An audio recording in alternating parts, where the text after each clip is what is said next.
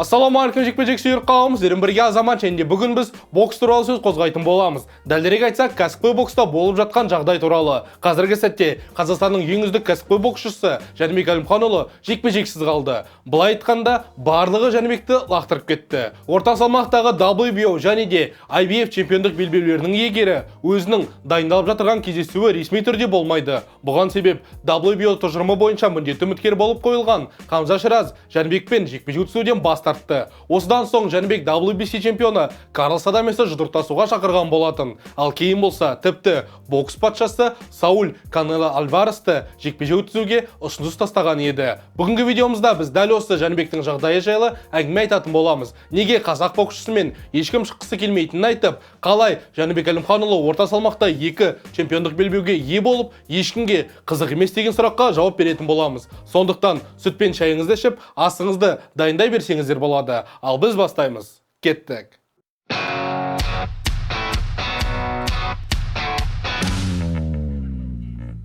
Достар, видео бастамас бұрын өздеріңіз білетіндей сұрайтынымыз бар, шамалы ғана. Бүкіл өткен апта бойы біз өзіміздің командамызбен Шавкаттың UFC 310 турниріндегі жекпе-жегіне барып, сіздер үшін арнайы әдемі және де жоғары сапалы контент жасау үшін американдық виза деген мәселемен жүрген болатынбыз. Соның кесірінен біздің арнамыздағы 2 видеомыз шықпай қалды. Сондықтан сәл үзілістің кесірін сезбеу үшін сіздерден осы видеоға лайк басып, 5 сөзден тұратын комментарий жазып кетулеріңізді сұраймын. Мысалы, Жәнібек Әлімханұлы жұлдызды бокс чемпионы бола ала ма?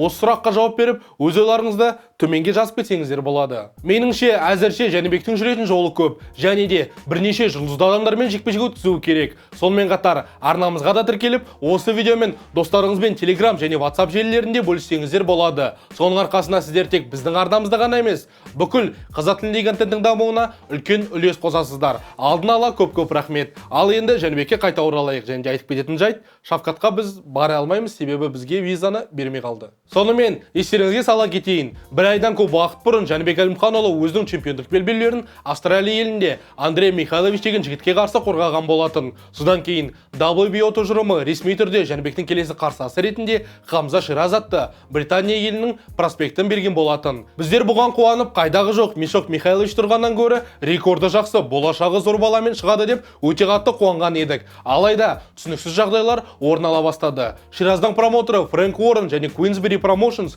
біздің Жәнібектің промоутерімен жақсы қарым-қатынаста, былай айтқанда роднойлар, және бірігіп атақты чемпион Тайсон Фьюридің менеджерлері болып келеді. Сондықтан Жәнібек пен Шираз арасындағы жекпе-жекті қиналмай жасап береді деген ойға келген едік. Алайда алдымен келіссөздер созыла бастады. Қателеспесем, 3 рет созылған болатын. Сол сәтте Жәнібектің промоутері Боб Арум мырза уайымдаудың еш қажеті жоқ. Британия елінде немесе де Сауд Арабиясында бұл жекпе-жек орын алу керек деген еді. Бұл туралы инсайдерлік ақпарат келіп, Шираз 100% 22 ақпан күні Эр-Риядта төбелеседі деген еді. Бірақ екі промоутерлер өзара келісе алмай, бұл айқас промоутерлік саудаға кеткен еді. Сол кезде Хамза Шираз және оның командасы біздің Жәнібекпен жекпе-жек өткізуден бас тартқан болатын. Жалпы бұл жерде осы Хамза Ширазды және оның командасын түсінуге болады. Себебі Хамза Шираз британдық проспект, және де бұдан басқа ол Пакистан елінің азаматы. Сондықтан пакистандық дегенде былай айтқанда мұсылман еліне өте қызық боксшы еді. Сондықтан қайдағы жоқ емес. Жәнібек аға, кешіріңіз,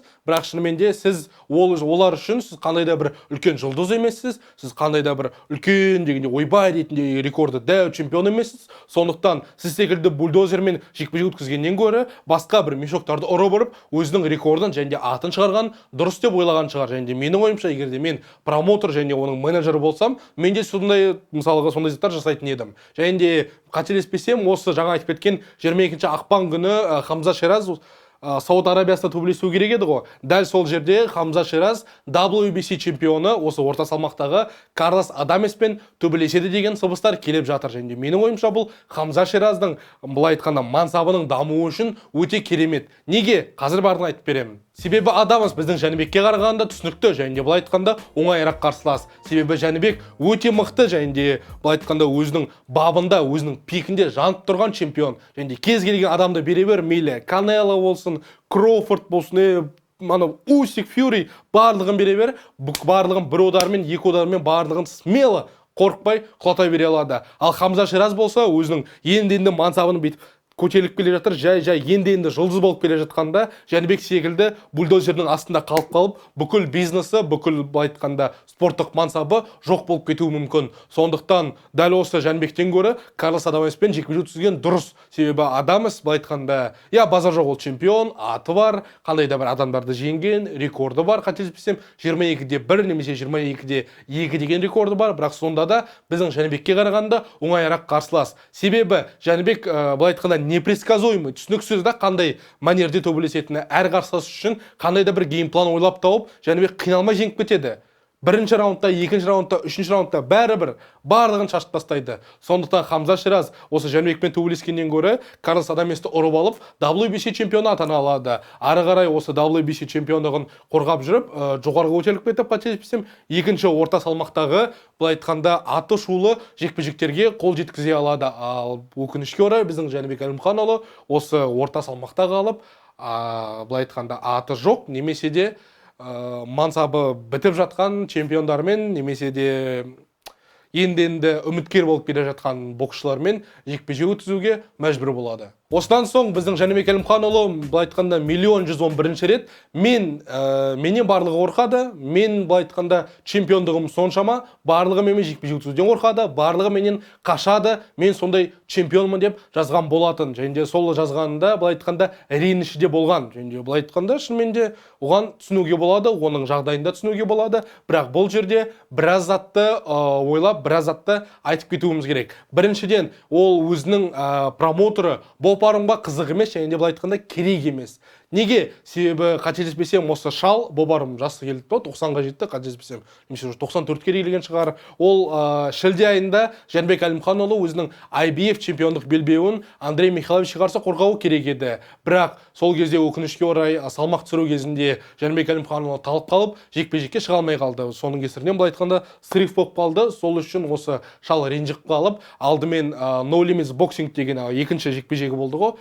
Жәнібектің Австралияға барған. Сол кезде әдейі промоутерік сауданы бере салды. Мен 250 мыңнан көп ақша бермеймін, 350-ге дейін көтерілді, 350 берем, 350-ден көп бермеймін деп. Сол кезде Андрей Михайловичтың тарапы 351 мың доллар беріп, қайдағы жоқ бір $1000 үшін Жәнібек Әлімханұлын өзінің елдеріне Австралияға алып кеткен болатын. Осыдан кейін жаңағы шал Бопарым Жәнібекті жаңағы айтып кеткен Хамза Ширазбен жекпе-жек өткізуінен бас тартып, командасымен келіссөздер өткізуден бас тартты. Былай айтқанда, сол үшін осы біз 2025 жылдың орта салмақтағы басты жекпе-жегісіз қалған едік. Бұдан басқа Жәнібек Әлімханұлы дәл осы Хамза Шираздың өзіне де қызық емес. Бұны мен жаңа айтып кеткен болатынмын. Неге? Себебі былай айтқанда парадокс да, шынымен де үміткер чемпиондық үшін жекпе-жек өткізуден бас тартып отыр. Жай ғана үміткер емес, басты үміткер екі белбеу үшін. Сондықтан Хамза Шираз шынымен де не үшін мен шығып Жәнібек Әлімханұлынан таяқ жеуім керек, бұдан басқа бүкіл менің мансабым кету керек, бизнес ақшам кету керек,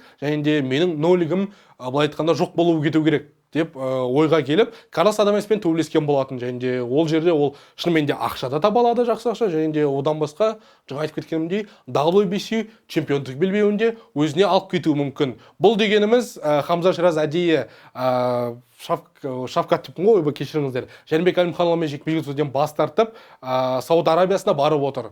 Және де менің ойымша, Жәнібек Әлімханұлы дәл осы Сауд Арабиясындағы Туркия Аль-Шейхке қызық емес. Шынымен де. Былай айтқанда, ренішіміз бар.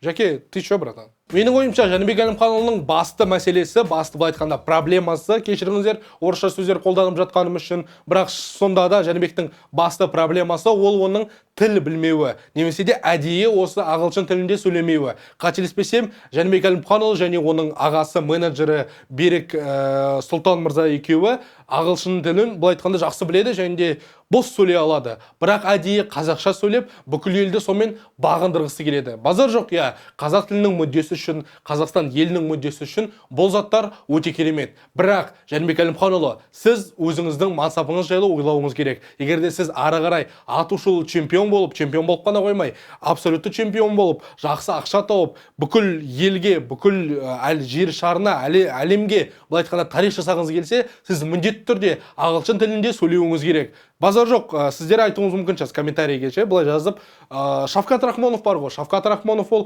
ағылшынша мүлде бірде-бір сөз сөйлемейді, таза қазақша сөйлейді деп. Бірақ бұл жерде біз бір затты түсінуіміз керек. Бұл кәсіпқой бокс ол үлкен бизнес. Ал Шавкат ол UFC промоутерлері, UFC матчмейкерлері және де тақырбаз Дана Уайт Шавкаттың ары қарай жұлдыз болуына бүкіл ақша салуға дайын. Сондықтан ол қазақша білсін, білмесін, оларға бәрібір өздері өзінің былай айтқанда пиар машинасын қолданып, Шавкатты үлкен жұлдызға айналдырып жіберуіне былай айтқанда дайын. Себебі біз Алекс Перейра деген алдымен орта салмақта, кейін жартылай ауыр салмақта чемпион болған адамды білеміз. Сондықтан UFC-дің пиар машинасы толығымен Шавкатқа жағдай жасап беруі былай айтқанда мүмкін.